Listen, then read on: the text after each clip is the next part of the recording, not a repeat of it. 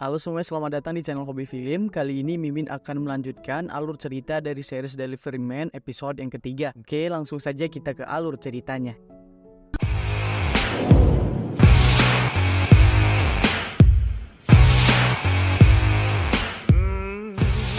Episode ketiga, cerita dimulai dengan Yongmin yang terkejut melihat Ji-hyun mengenakan ikat rambut yang ia berikan pada ibunya saat SD dulu. Ia bertanya pada Ji-hyun, namun Ji-hyun tak ingat bahkan tak tahu benda apa yang dia pakai itu. Pembicaraan mereka terhenti ketika Soyeon memanggilnya dan mengantar Soyeon pulang. Soyeon berterima kasih pada Yongmin atas bantuannya lalu kembali ke apartemennya. Soyeon terkejut melihat pintunya terbuka, sementara Yongmin menemukan dompet Soyeon yang tertinggal. Ia dikejutkan dengan Byung-chul yang panik dan meminta bantuannya. Rupanya Soyeon disandera oleh para penipu itu yang entah bagaimana bisa masuk ke rumah Soyeon. Para penipu itu menodongkan pisau dan meminta buku tabungan dari uang kompensasi itu. Sementara itu, Yongmin berada di luar pintu, namun tidak bisa masuk karena pintu dikunci. Byung-chul yang panik berusaha menghancurkan kunci itu namun gagal karena tangannya tembus. Mungkin karena kekuatan tekad seorang suami, Byung-chul berhasil menghancurkan kunci itu sehingga Yongmin bisa masuk menghajar pria penipu itu dan menyelamatkan Soyeon.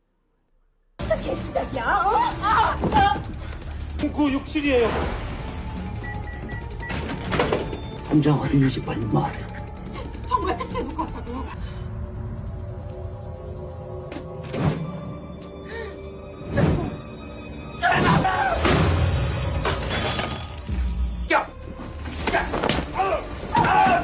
Akhirnya, kedua penipu itu pun berhasil diamankan polisi. Setelah itu, atas permintaan Ji-hyun dan Byung-chul, Yongmin menceritakan yang sebenarnya pada Soyeon mengenai Byung-chul yang hidup sebagai hantu dan melindungi Soyeon. Awalnya, Soyeon tak percaya, namun Yongmin memberikan bukti dengan menceritakan kenangan Soyeon dan Byung-chul dulu. Hal ini membuat Soyeon terkejut dan sedih, dan percaya bahwa yang Yongmin katakan itu benar. Kedua pasangan itu hanya bisa menangisi satu sama lain, dan hal ini membuat Byung-chul pun pergi dengan tenang ke alam baka.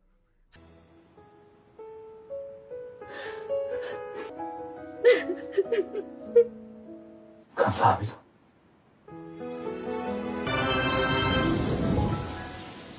Setelah itu, Yongmin pulang dan langsung mencari-cari ikat rambut yang dia berikan kepada ibunya. Neneknya bertanya apa yang ia cari, dan Yongmin memberitahu mengenai ikat rambut itu. Neneknya sepertinya tahu sesuatu lalu mengambil ponsel ibu Yongmin. Rupanya, di ponsel itu ada foto ibunya yang mengenakan ikat rambut itu, dan di ikat rambut berbentuk taksi itu ada inisial JS dan YM. Ji-hyun melihat ikat rambut yang dia pakai itu terdapat inisial yang sama. YM adalah inisial dari Yongmin, dan sepertinya JS adalah inisial ibu Yongmin yang bernama Jin-suk. Yongmin menjelaskan pada neneknya bahwa saat kematian ibunya mengenakan benda itu. Nenek Yongmin menunjukkan foto di ponsel itu, dan Yongmin terkejut bahwa ada foto ibunya yang sedang bersama Ji-hyun. Dalam foto itu, keduanya nampak akrab dan sepertinya Ji-hyun adalah penumpang dari taksi ibu Yongmin. Di kamar, Yongmin dan Ji-hyun membicarakan hal ini sambil melihat-lihat ponsel ibu Yongmin. Tentu saja Ji-hyun tak ingat sama sekali dan menduga ada sesuatu dari taksi itu yang bisa membuatnya tak bisa jauh-jauh dari taksi. Keesokan harinya, kedua detektif yang menyelidiki kasus Ji-hyun mendapatkan rekaman CCTV dari lokasi tabrak lari yang menewaskan ibu Yongmin. Kedua detektif itu memanggil Yongmin untuk berbicara mengenai tabrak lari itu. Entah kenapa detektif sepertinya curiga pada Yongmin karena dari perkataan Yongmin berada di TKP karena janjian dengan ibunya di restoran barbeque jam 9.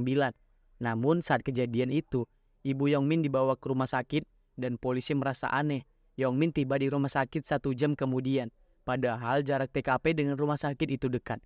Apalagi, Yongmin naik taksi lain padahal taksi ibu Yongmin ada di TKP. Yongmin kesal dengan pertanyaan itu padahal ia hanya ingin TKP itu tak tersentuh termasuk taksi ibunya. Karena itu ia naik taksi lain, namun di perjalanan ada kemacetan sehingga ia keluar dan berlari menuju rumah sakit. Yongmin marah karena detektif bertanya hal konyol itu padahal hari ini adalah ulang tahun ibunya. 825 택시가 현장에 쓰였는데 왜 다른 택시를 타고? 사고 현장이야. 현장 보조.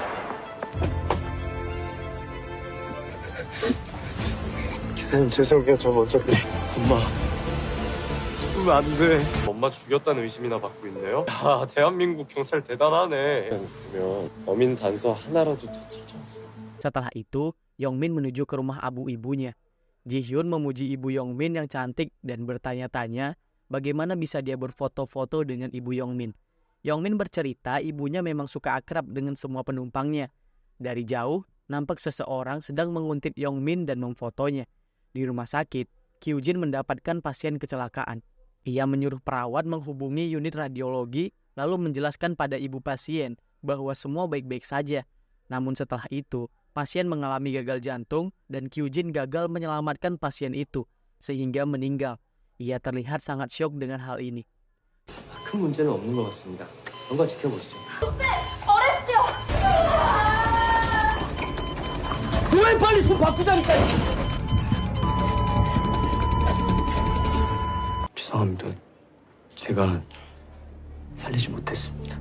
Scene beralih di rekaman CCTV terlihat taksi ibu Yongmin berada di TKP. Namun tak begitu jelas karena taksi hampir berada di titik buta CCTV. Detektif melihat seorang perempuan yang sepertinya adalah Ji-hyun sedang mengalami kekerasan di dekat taksi.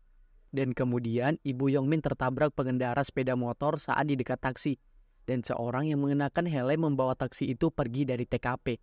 Scene berpindah kepada Yongmin yang mendapatkan penumpang pria yang mabuk. Di perjalanan, pria itu seperti kerasukan hantu, lalu menyentuh paha Yongmin. Seketika Yongmin dan Ji-hyun terkejut dengan hal itu, dan pria itu memberontak seakan menolak tubuhnya dikendalikan. Pria itu berbicara sendiri seolah sedang berbicara dengan hantu, dan bahkan pria itu tahu bahwa ada seorang perempuan yang duduk di kursi belakang.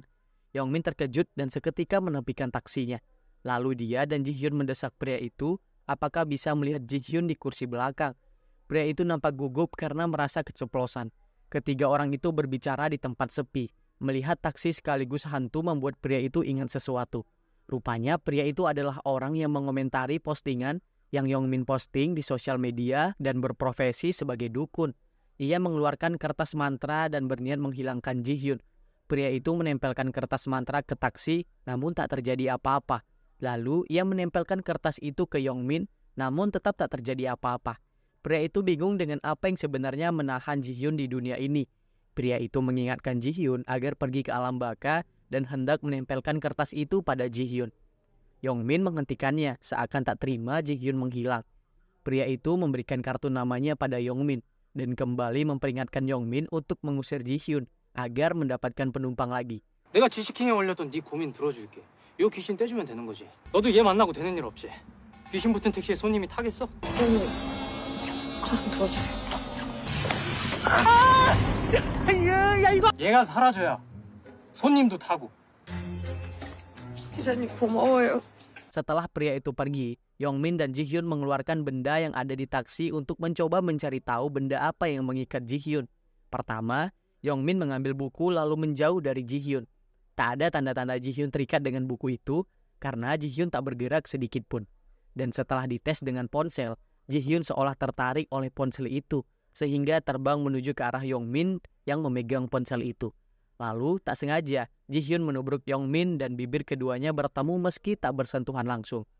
Yongmin terkejut lalu membuang muka sedangkan Ji-hyun hanya diam seolah tak terjadi apa-apa, bahkan senyum-senyum sendiri. 선생님, 선생님, 그만 가세요!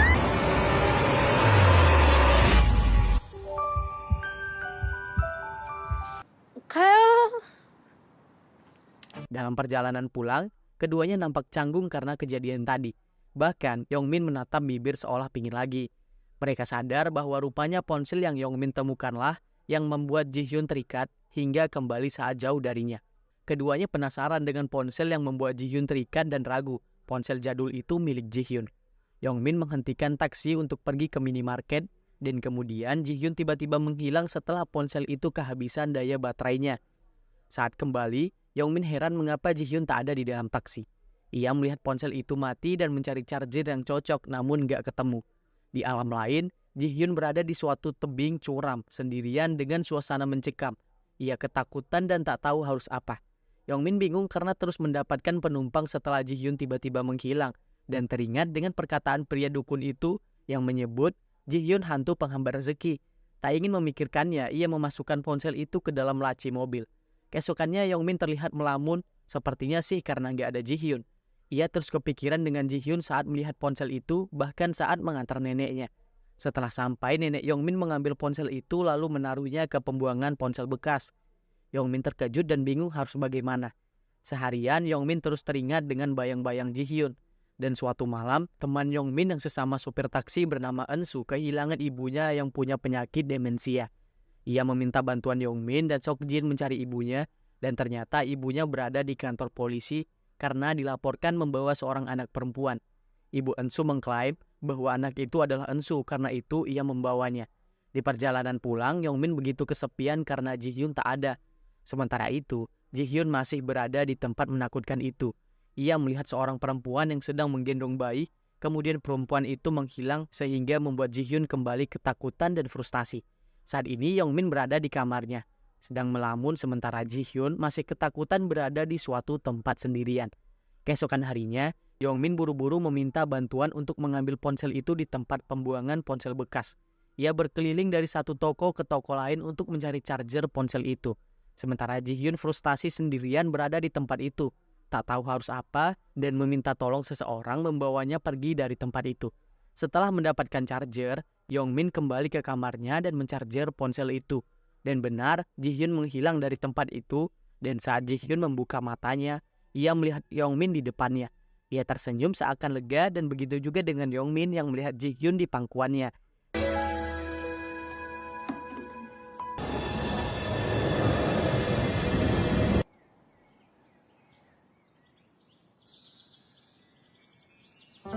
Ji-hyun yang sangat senang dan berterima kasih pada Yongmin karena menyelamatkan dari dunia nggak jelas itu.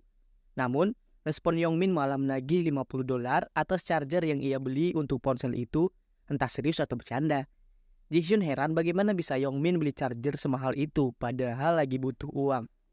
Di perjalanan, Ji-hyun bercerita dia bertemu dengan seorang wanita di dunia itu. Setelah itu, ada penumpang yang masuk ke taksi Yongmin dan seperti biasa, penumpang itu langsung mual-mual dan langsung keluar. Keduanya pun hening, di mana Ji-hyun merasa nggak enak, dan Yongmin seperti sedikit menyesal menghabiskan uang untuk charger itu. Ji-hyun punya ide untuk menyuruh Yongmin menjemput penumpang daripada menunggu. 괜찮으세요? 죄송해요 기사님. 죄송해요.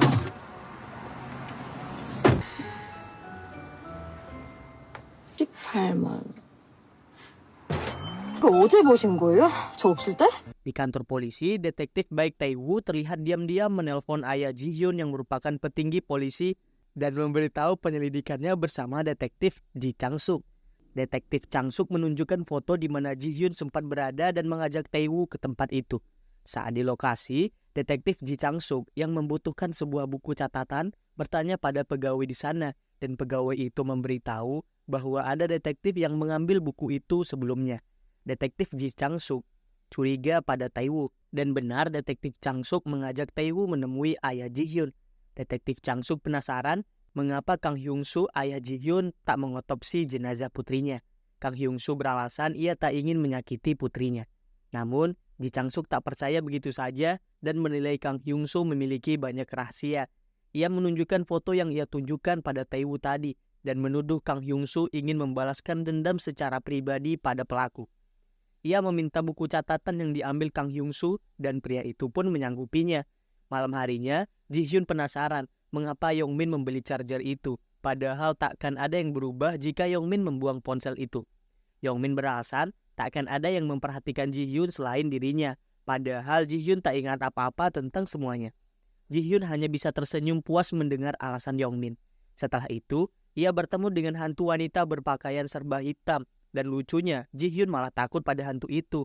Yongmin menawari hantu itu untuk naik taksinya.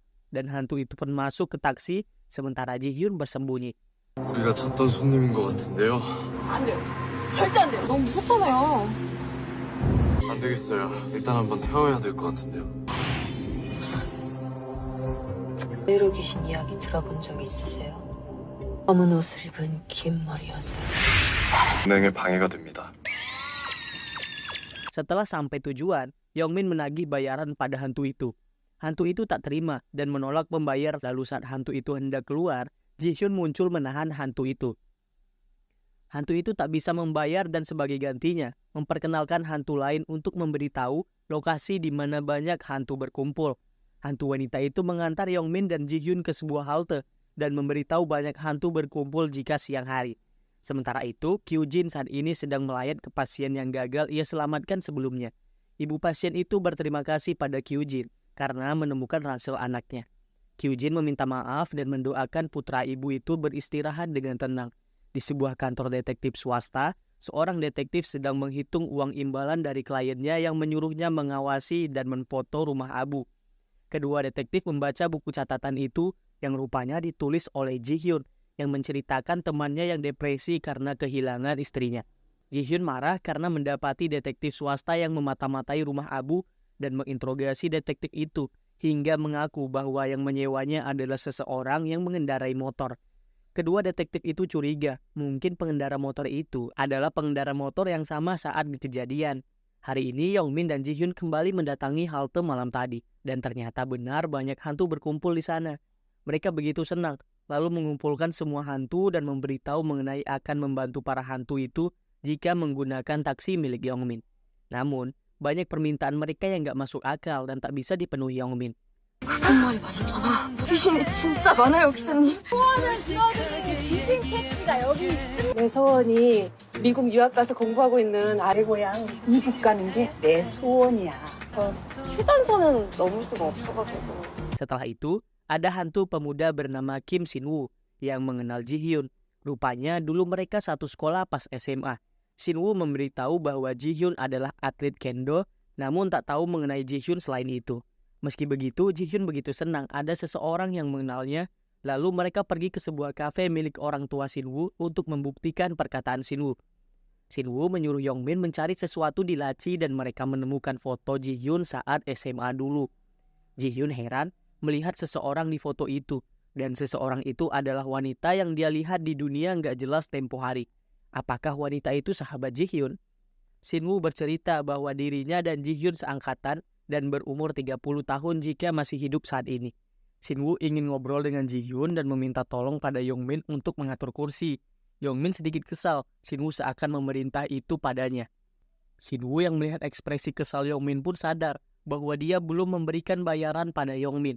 Lalu dia menyuruh Yongmin membuka berangkas dan memberikan segepok uang pada Yongmin. Sebagai gantinya, Sin-woo meminta tolong pada Yongmin untuk mengabulkan daftar keinginannya dulu. Mulai dari kencan, nonton bioskop, makan bersama dan sebagainya bersama cinta pertamanya yaitu Ji-hyun. Seketika Yongmin berubah ekspresinya seakan tak rela. Sin-woo begitu cepat akrab saat ngobrol dengan Ji-hyun dan menceritakan saat sekolah dulu, sehingga membuat Yongmin cemburu. Melihat Ji-hyun yang sepertinya penasaran dengan masa sekolahnya, membuat Yongmin mengajak Ji-hyun pergi ke sekolahnya dulu. Kemudian, dari obrolan mereka, diketahui Yongmin berusia 26 tahun saat ini. Ji-hyun ingin keduanya saling memanggil dengan nama biar akrab, dan hal ini entah kenapa membuat Yongmin tersenyum senang. Di sekolah terdapat foto terpampang yang menyebutkan Ji-hyun adalah juara kendo antara SMA. Namun sayangnya mereka tak menemukan informasi lebih jelas mengenai Ji-hyun. Malam harinya, Yongmin mencari di sosial media akun milik Ji-hyun, namun tak menemukannya meski sudah tahu nama Ji-hyun. Karena penasaran, keesokan harinya Yongmin menemui dukun tempo hari. Dukun itu pun merasa aneh dan pertama kalinya melihat hantu seperti Ji-hyun yang amnesia dan terikat sangat kuat dengan suatu benda. Setelah itu, Yongmin penasaran bagaimana hantu berganti pakaian dan dukun itu memberitahu bahwa hantu cukup melewati pakaian itu. Dukun itu memberi cermin hantu yang bisa memunculkan bayangan Ji-hyun di dalamnya, sehingga Ji-hyun begitu senang bisa melihat wajahnya saat ini. Yongmin juga menyuruh Ji-hyun mencoba berganti pakaian, dan Ji-hyun pun berhasil berganti pakaian. Namun, Ji-hyun gak puas karena baju itu milik nenek Yongmin. 고마워요. 내 소원이 이루어진 것 같아. 분명히 그러는데 귀신도 이렇게 하면 옷을 갈아입을 수 있대요.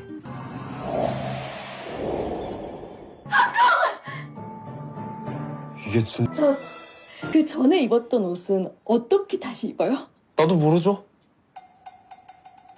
Keesokannya, Yongmin mencari pakaian untuk kedua hantu itu. Sin-woo yang ingin berkencan dengan Ji-hyun mencari setelan mahal yang membuat Yongmin gak rela keluar uang banyak. Shin-woo mencarikan baju yang cocok dengan Ji-hyun. Sementara Yongmin merasa seperti nyamuk di antara mereka. Setelah itu dia curhat pada Seokjin apa yang dia rasakan. Dan Seokjin menebak bahwa Yongmin saat ini sedang jatuh cinta dan merasa cemburu. Yongmin mulai mengabulkan keinginan Shin-woo yaitu nonton bioskop. Namun tentunya hanya menggunakan layar dan proyektor di atap kafe. Sehingga membuat Shin-woo protes karena Yongmin gak modal banget. Namun setelah melihat penampilan Ji-hyun, Shin-woo pun setuju aja dengan hal ini. Yongmin begitu gelisah saat kedua hantu itu nonton bersama. Begitu juga Ji-hyun yang nampak gak enak pada Yongmin. Hal ini membuat Yongmin uring-uringan saat perjalanan pulang. Di rumah sakit, Kyujin nampaknya mengawasi perawat yang ia nilai gak begitu becus bekerja. Ia bahkan sampai memperingati perawat itu untuk bekerja dengan baik. Entah siapa perawat itu sehingga membuat Kyujin begitu waspada. Keinginan Shin-woo lainnya adalah makan malam romantis di restoran mewah. Namun lagi-lagi, Yongmin menyiapkan makanan malam itu apa adanya yang bertempat di rumahnya. Meski makanannya ia pesan dari restoran terkenal. Shin-woo kembali protes. Namun melihat Ji-hyun tak keberatan pun, akhirnya dia mau-mau aja. Dan Yongmin malah mengajak neneknya ikut bergabung makan malam. Dan tentunya neneknya tak tahu makan malam itu sebenarnya khusus hantu. Yongmin lagi-lagi cemburu melihat kedua hantu itu yang nampak akrab, terutama Shin-woo yang bucin abis dengan Ji-hyun. Shin-woo begitu puas saat berhasil memegang tangan Ji-hyun tadi dan ingin memakaikan cincin di jari manis Ji-hyun.